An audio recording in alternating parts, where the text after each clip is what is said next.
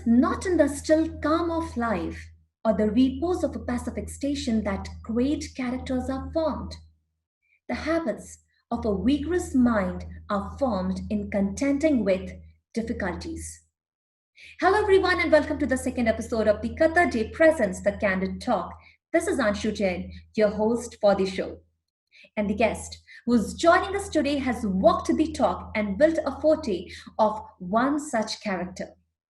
Jaseena Backer is a writer and a psychologist. She has authored a short story collection, Tales That Entail. She has been working with women and their issues for the past 13 years. Her blog, Mehek and Me, an anecdotal, is a regular feature on social media and TV channels through which she has been addressing parenting issues across the globe. And the same is going into publication soon, and hence she is an established parenting consultant. She works in companies as industrial psychologist. She manages a ladies group for sari lovers called Sari in Style on Facebook with over 12,000 members, where ladies, along with their love for saris, discuss the love for life. Jaseena Backer is unstoppable in the current scenario as well, as she has transformed all her work into online and keeps herself busy during the lockdown days. A proud single parent, and she operates all these from a remote village in Kerala. Let's welcome the valiant Jaseena Backer.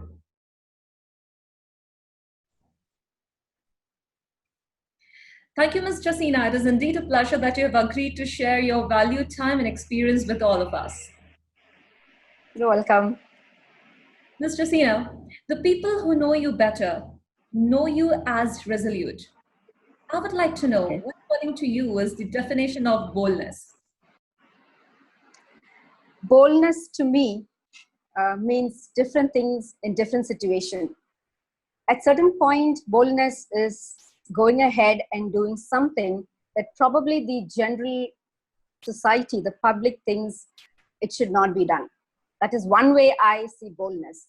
The other way I see is when that is the norm and I decide not to do it, which I feel is detrimental to me when I decide not to do it. That to me is also boldness. So boldness to me is not just doing things. Boldness is also at times not doing things and conforming to what the society expects of you. Mhm. So it is something when you perform something as per your conscience. It's not just based on Yes, what other people think about you. Great. exactly. Probably like you said, conscious gut feeling or something, because I really don't know how the outcome would be. Okay, I'm not basing it purely thinking that this is it and the outcome is going to be exactly what I wanted. Again, boldness is then risk taking too. Mhm. Yeah, it's about risk taking. It's all about going with your instinct. Wonderful. Yes. Christina, crises are universal. Opinions can flood in free of cost. And you may have taken on several challenges in life, including the relationship crisis. The method you adopted to face the stigma and the bigotry. There was no method as such. I think it just happened. Okay. One thing I do is I don't debate on things that are very important to me. Okay. Which I feel is right. I write about it and I'm vocal about it. Okay. And it would be about things that I have done in the past. So literally like, I'm talking what I have walked. Sometimes it is something that I want to do and still vocal about it. And, in future, I'm going to walk my talk.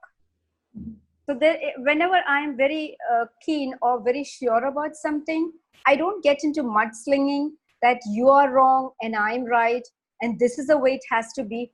I just follow my path. Whether the other person reading or in the other person interact with me think that's right or not, I don't go for a debate because I pick my fights also. And I know that it's not worth spending a lot of energy on things that is not important to the other person and is not important to you to debate over it. So I choose my debate in such a manner that I'm actually picking my stress because life is filled with stress. I also pick on what things I could stress about. Frivolous little things, that's not something that I think I should stress about. I laugh over it. So I pick my fight, I pick my stress, I pick with whom I have to debate. So it's all picked and chosen. Right. But having said that, does that mean that other people's or other anybody else's opinion about you doesn't affect you at all? Of course, it affects. We're all human beings. Opinions affect. Mhm. When I hear it, initially it affects. But Mhm. then by the time it gets into me, I don't dwell on it. I Mhm. have reached a point where I know to screen the other people's opinion. Most importantly, it would be based on who Mhm. is giving the opinion. Mhm. How credible is that person? Mhm. Or how important that person is in my life. I Mhm. respect such people's opinion, those who have the credibility and the relationship with me. The rest of it, I might just hear it with a smile and won't let it affect me. I won't dwell on it. But yes, it does affect me initially, maybe for a couple of minutes. And then I decide if I should let it affect a lot more, which means I have to think on that opinion and make a change in Mhm. my decision. Okay, that's when it affects me. If it doesn't affect me, Mhm. smile it off, have a coffee, and move on. Exactly. Yeah, that's so wonderful. There's a saying in Bhagavad Gita, when I was reading, I still remember that the more you keep on getting affected by what others believe and say, the less effective your life is going to be. So it is of True. a The, importance to choose and decide that whose opinions and thoughts we should take and what not we mm, should. Wonderful. Well, a single mother in parenting. Paradoxes are plenty. How successful you were in convincing your daughter about this complete world, and how did you manage to do it? I think it has been a, not I think, I'm convinced it's 100% success because to Mehak, my daughter, I didn't introduce single parenting as a revolutionary thing. Okay. That's the parenting she gets to have. I've never ever in front of her told her I regret being a single parent by playing the victim. Okay. I've always remained a happy parent before her, where it concerns, of course, I show all my emotions. Never have I blamed her for the marital status I am in now. So for Mehek, there has never been a comparison that if there was the other parent involved in my life, how things would have been different.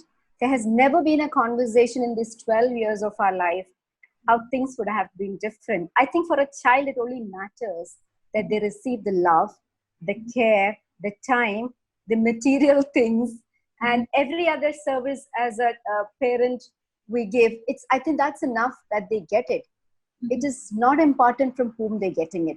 For me, the winning point of my single parenting was when Mehak went to hostel and she told me, Mama, all my friends, either their father do something and then their mother do something.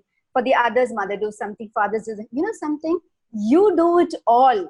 And I'm super proud of you because there is no distribution of parenting in you. You're doing it all. And this was when she was 9 or 10 year old. So that statement that she made, you can say was the success of my single parenting life. Indeed, we can see that, and we have been following your vlogs like Mehak and me, this segment wherein strongly and profoundly you have been in conversation with Mehak about subjects at times when people or society they find it little awkward to talk about. I would want to know, Yes. Ms. Jaseena, that how important it is to introduce certain subjects which are socially prohibited or as per social custom, we shouldn't be talking very often or openly about, introducing Openly. subjects or topics to children at a tender age.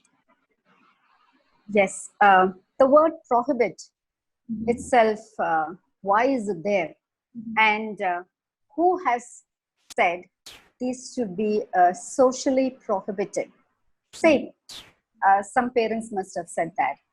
And then when children are in trouble, that's the time we realize that I wish I had spoken to my child about that. So why do we wait for calamity to happen and then have this realization that I wish I had done that?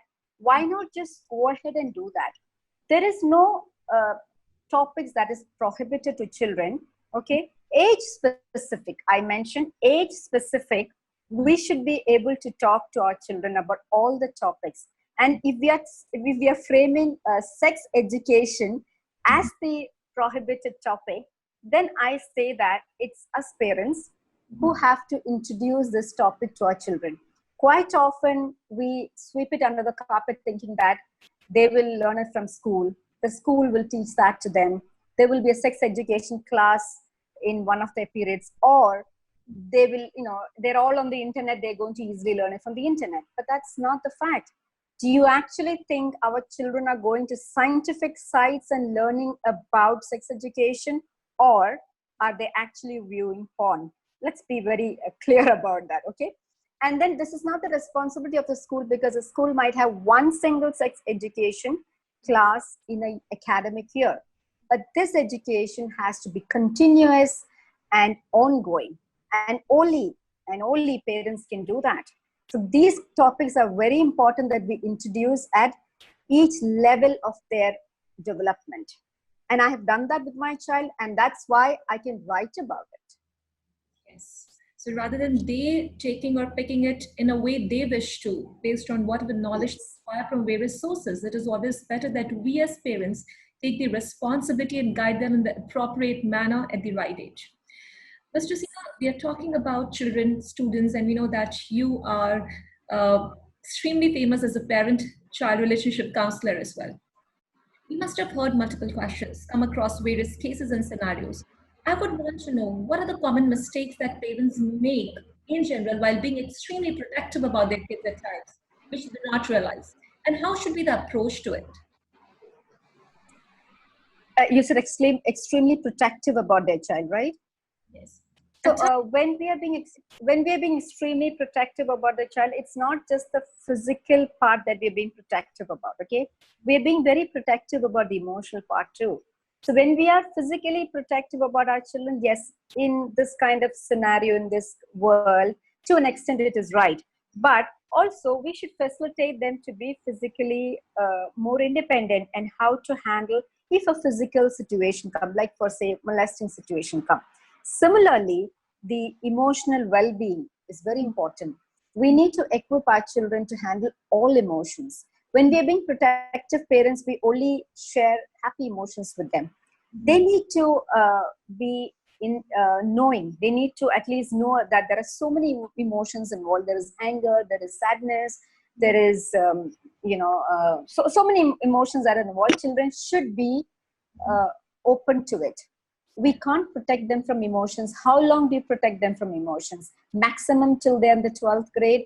Then they go into college, they go to work, they get married, they have colleagues, all these things. So we need to protect children to a certain extent, yes, but we should also facilitate them to experience these emotions, and then we can probably tell them how to handle it. Let them experience it, and make the communication so good in your home that they can come back and tell you when there has been a fight in the school, or when they have done something wrong. That's very important. The children come back and tell you when they have done some mistake in the school. So every emotion should be encouraged at home. We don't have to protect them from emotions or even from physical well-being. Let them experience it, and that's how they become independent individuals. Yeah, exactly. I guess that's extremely important for us to allow them to go through hardships as well. That's why they Yes. will be able to taste all the flavors of the world and not just a positive side of it. And the reason I Correct. asked you this question is because we know that Mehak goes to a boarding school and she's quite Yes. young, if I'm not mistaken, she's just 12. So this decision would have not been easy for you. The same for her as well. You bringing her up in a manner that right from this age, she's able to face all the things that's really commendable. Well, Thank you. we would want to know what was the trigger point of revolution towards making of the Jaseena Backer? Okay. I think it has been my failures and my hardships. because I strongly feel that you need to fall down to get up. Because if you don't fall down, then you're traveling the same path, okay, and the same velocity. Unless there's a hindrance, you stop, then you don't know how to handle bigger hardships. The bigger the hardship, the better and stronger you become. And every time I've fallen pretty deep. And then I think I've risen and risen higher. And I'm a person who strongly believes that unless and until you face challenges in your life and hardships in your life, you're not going to come out strong, and you're not going to appreciate the person that you are. So now when challenges and hardship comes, I'm like, bring it on, bring it on. I'm ready for it. So, those are the things that has probably revolutionized me. If I've had a smooth sail in life, I don't think I would have achieved even 5% of what I have achieved currently. I'm not talking about future, currently. So it's very, very important for me to face hardship. And then again, going back to my parenting, that's exactly what I'm telling my child. Don't have a smooth ride. You know, you cannot enjoy it. You need that up and down in life. And every time you come out of a challenge, when you look back and you think, oh my God, I have faced it. And when you look at other people, you're like, that's all? I have I have faced bigger things. So you always feel that you get the feeling that yes, I'm much stronger than the people I see around, though they also have their own battles. But the visible battle that I have had has definitely carved me into the current Jaseena that you are seeing and who you wanted to invite to the show. Wow, that's wonderful. Your story is so inspiring, and we can surely correlate it with the example of a caterpillar. It goes through a lot of hardship to become a beautiful butterfly, and you are the life example of that. Well, Thank you. your statement, a visit to a psychiatrist, and the person is called mad. A visit to a psychologist, and the person is called imbalanced. With this kind of stigma and taboo, how do people reach out? Christina, what, according to you, are the techniques to change typical mindset of the world around? Okay, I use two ways, Anshu, because I think we need a lot more people in this field who would help remove the stigma. So what I do is, I live in India and we have a lot of stigma, huge stigma, even for psychologists. There is a lot of confusion between a psychiatrist and psychologist largely in the country. So there's a huge stigma. So when people come to me and they want counseling and they don't want to meet me directly, I'm okay about that. Even before the COVID, I have been online counseling because I know that they are not able to accept it. But at that point of time, the only thing I look out is how do I help them? They need help and they're not willing to come directly. So let's do it on the phone or WhatsApp, whatever medium they're okay with. At the same time, I write about mental illness largely in my blog, on my Facebook. I write largely about mental illness. I write about experiences my other clients have. I write about my own experiences, and that help is there. You need to seek help. So I don't push it. So it's like a subtle, passive way of operating that. There is something called mental imbalance. There is something called mental illness. There is help for it.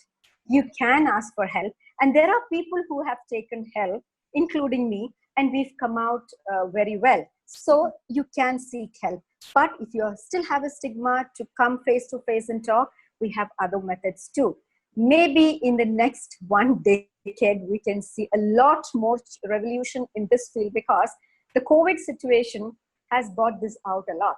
A lot of people are seeking help because this has made the whole country, I think, shake their mental balance. So they've come to a situation that there is no other choice but to seek help, and they're very happy with this online medium of help. So maybe later when we are back to normal life like it was before, probably people will accept this counseling and psychiatry help a little better.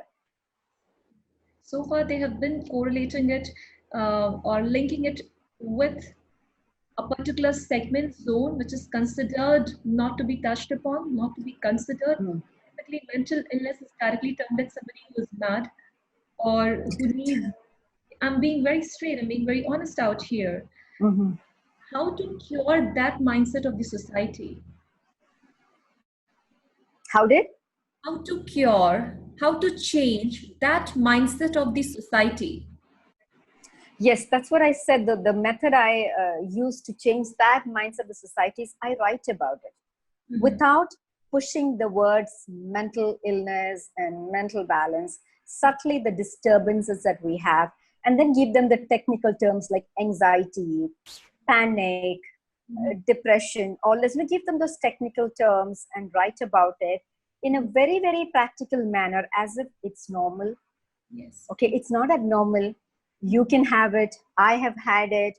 I have a lot of people doing it. I do write anonymous posts without mentioning the name of my clients with their permission, yes, but I don't mention their names, and then it's out for the people to see, and then they come back for help. I can give you an example, right? I wrote about getting into second marriage after the first divorce. What are the emotions that you go through and how you prepare yourself while you go into a second marriage. You won't believe if I said this. In the first 1 hour, I had 11 messages on my messenger.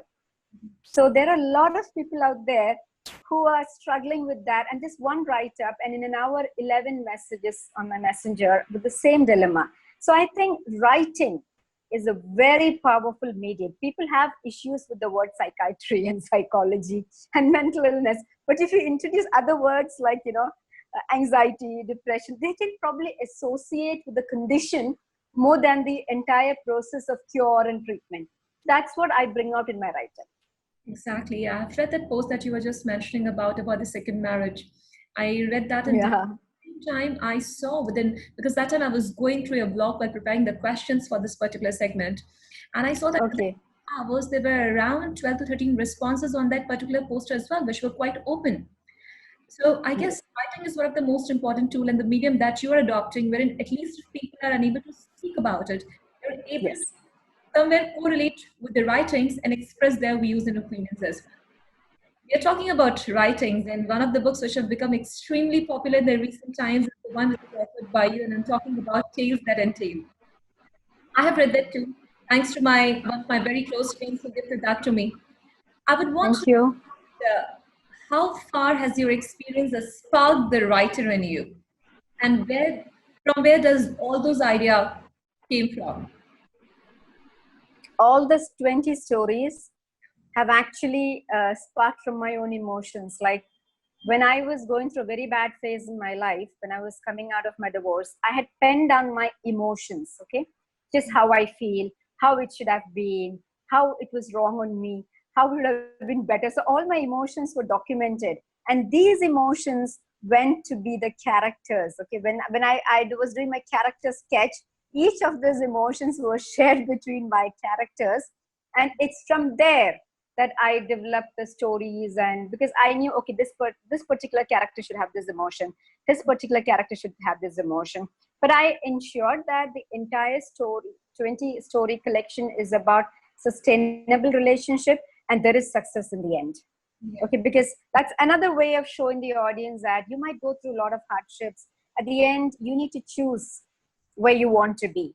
You need to choose your path. So all the stories have been somewhere triggered from my own experience, because they say that the first write up or the first story of an author will usually be somewhere autobiographical.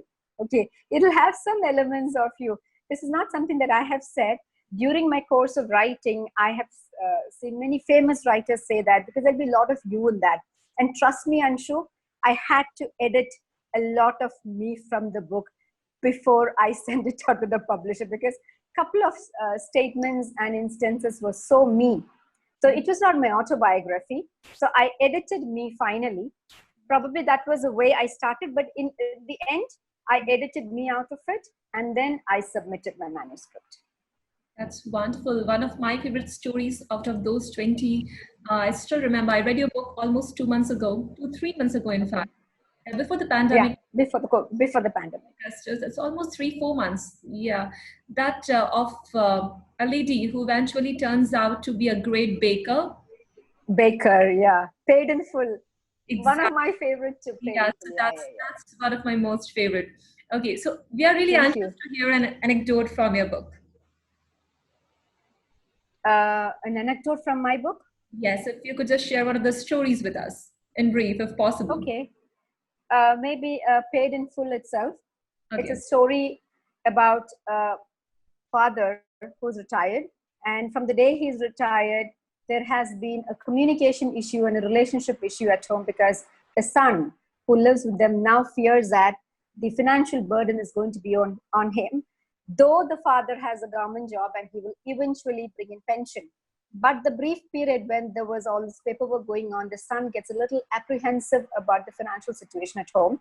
And he started taking control of all the financial situation in such a way that the parents literally get financially claustrophobic in the house. And then one day he declares, while having food in the house, that I'm I have sold this house. The house was in his name. The father had bought the houses in the son's name, thinking that eventually it'll go to him. But the son said that we have to move out from here because I've sold this house and we are going to a bigger place. The same evening he comes back and say, I'm getting married, and she and I, we both are together buying a house. And when that house of mine is ready, we can move in. And the very next week, he takes his parents and drops them in an old age home. Somehow the mother realized, okay, now this is it. We are not going to go back to the house and our son has left us. But the father is very, very emotional that he cannot believe the son would do that. And then staying in the old age home, the lady starts baking cakes and selling it in the vicinity. Eventually, it reaches a point where she moves to another home to make a bigger bakery for herself. And then in a matter of 1.5 years, she becomes a celebrity baker in the area she lives. And she then goes on to have quite a few, like 3 or 4 coffee shops, and then a house of her own. But in the meantime, the entire time, the father is still hoping that the son would come back. He even one day go visits the office, and his colleagues tells him that your son is gone out station, but you can meet your daughter-in-law if you want. And that's when the father realizes the son moved out into his own home and he's married, and the parents were not part of it. But the mother was okay with that. Like I said, no, she didn't dwell on it. She just went baking. So when they were celebrating their 40th year anniversary, they had few surprise guests in their house. That is the father, the son, the daughter, and their children come home to celebrate the 40th anniversary. The father was very excited and happy, but the mother was matter of fact, treated them like guests, played with the grandchildren. And when it was late night at 11 o'clock, she tells her son, we're very old people and we need to sleep early. Besides, I have a business to look as well. And she hands him over an envelope and says that this is the 3 months of advance that you paid for the old age home, plus the interest that is due to you. So I have paid you in full. And thank you very much for coming, she says, and she walks off. So it's about this woman who becomes very strong in life. Somewhere the father falls weak, but later eventually he also becomes strong. The story was really very touching. I mean, when I read it, especially there was a moment, you have narrated it so beautifully well. Father goes back to the house and he noticed that even the television that was kept there, that is also not there now. Yes. Yeah. You have emotions here, touching upon every single element of it. I would like to request all the people out here listening to me right now that if you want to feel like listening to some touching stories, reading some touching stories, please go and get Jaseena Backer's book, Tales That Are Tale. Jaseena, if you could tell us that if there is any way that they could get it online. They could get it on, and yes.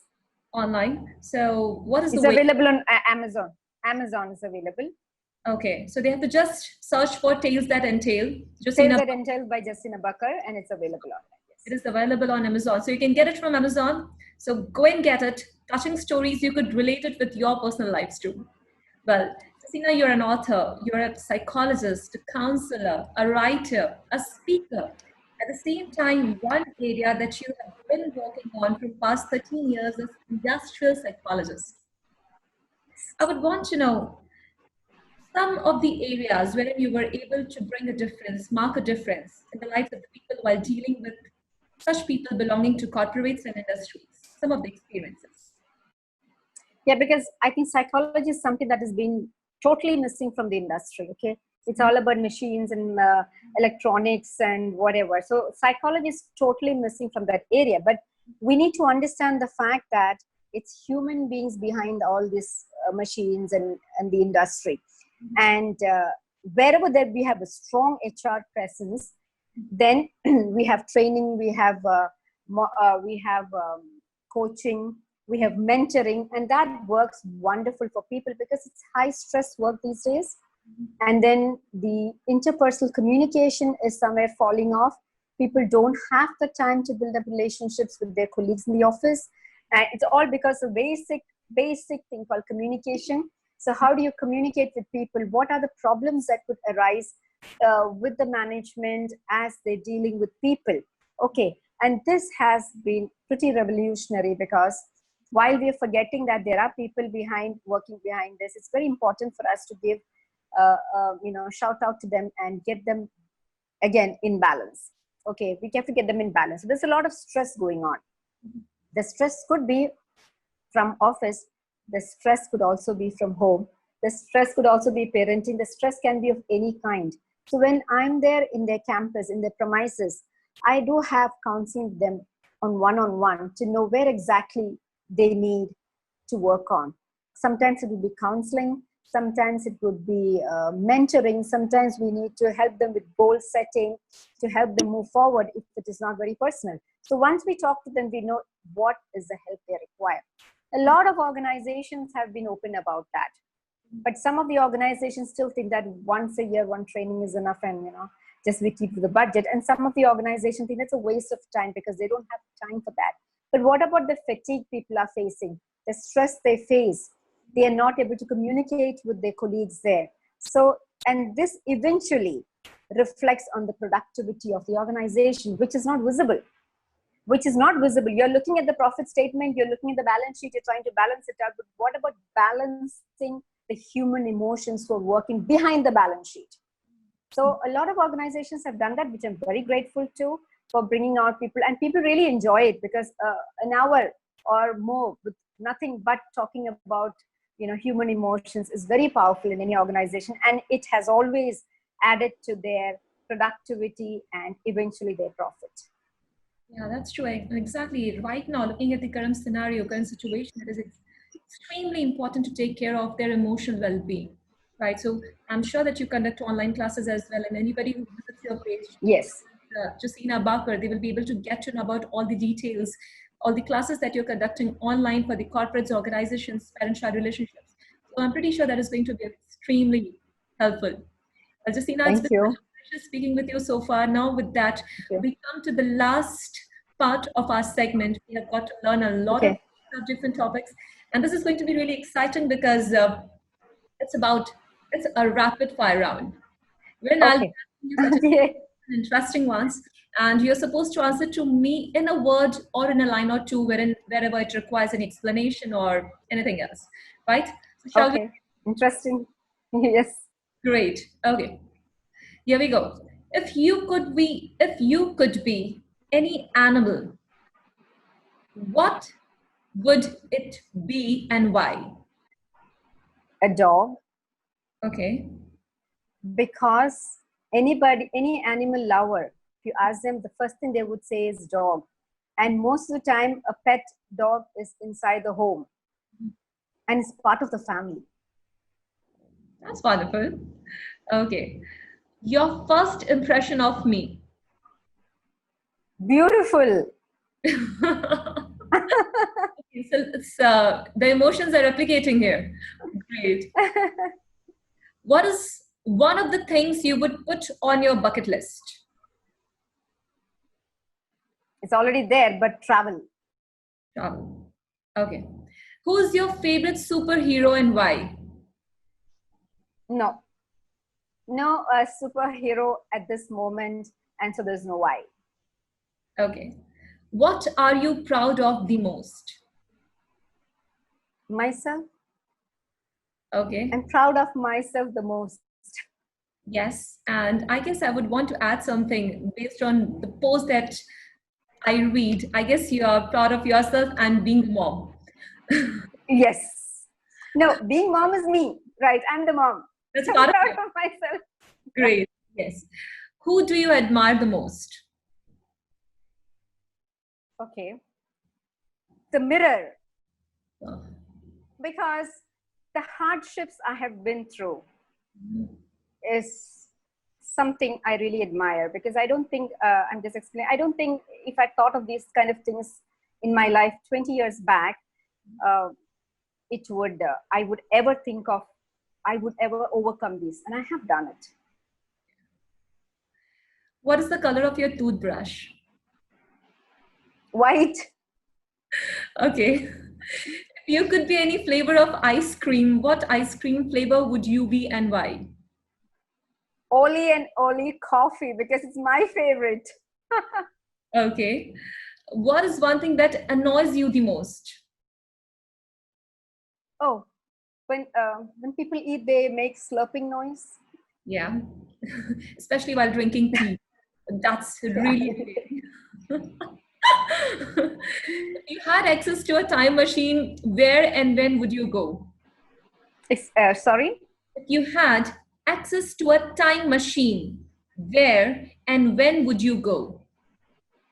the place. Yes, where would you go and when would you go? I would go to Switzerland, and right now, I just want to be somewhere else right now. So tempting. Yes, okay. All right, Jaseena, describe yourself in 3 words. Okay. Strong, intelligent, friendly. A message that you would want to give to Mehak via this show. I love you so much, and you're the only reason I am. Wow. Okay, this is the last question. That was very emotional. Sure, and I really wanted to bring it in because I know I still remember the time wherein I had asked you to share one of your pictures for the artwork, and you had shared a picture of yours and Meg's together. I felt so sad from within because we couldn't incorporate that, you know, in our artwork because people would get confused if both of you are going to be a part of the show. But that's when I realized that how important it is for you and how That's precious. the best role I play. Yes, we can see that it's evident. Right. Now, here comes the last question. One message that you would want to give to all the listeners, all our audience, not just in Doha, but across the globe of the Candid Talk. Never ever be afraid of any challenge, because that's what sharpens you and makes you stronger. Hit it head on. Wonderful, wonderful. Well, challenges are what makes us a strong, Jaseena. Absolutely, you well said. So, guys, I was in conversation with Miss Jaseena Backer. Thank you so much, Jaseena. It has been such a great pleasure conversing with you. I'm pretty sure this segment of ours is going to be enlightening the lives of millions. We have had such an Thank you. open and real conversation. Thank you so much for being a part of our show. And guys, if you would want to know about what all Zatina does and all the classes that she's conducting recently, you can go to her page and follow her on Facebook, on Instagram. That is Jaseena Backer. And there you will get all the details. Jaseena, if you would want to add on something. Keep watching, keep reading more what I write, keep watching my videos, stay strong, stay happy, stay beautiful. Thank you, Jaseena. Thank you so much. Well, if you like this segment and our conversation with Jaseena, then do follow us. That is Qatarday on Instagram, Facebook, and subscribe our channel on YouTube because we have got a lot of interesting content and we'll be coming back to you soon with another interesting episode of the Candid Talk. Until then, take care, stay strong, stay healthy. Thank you.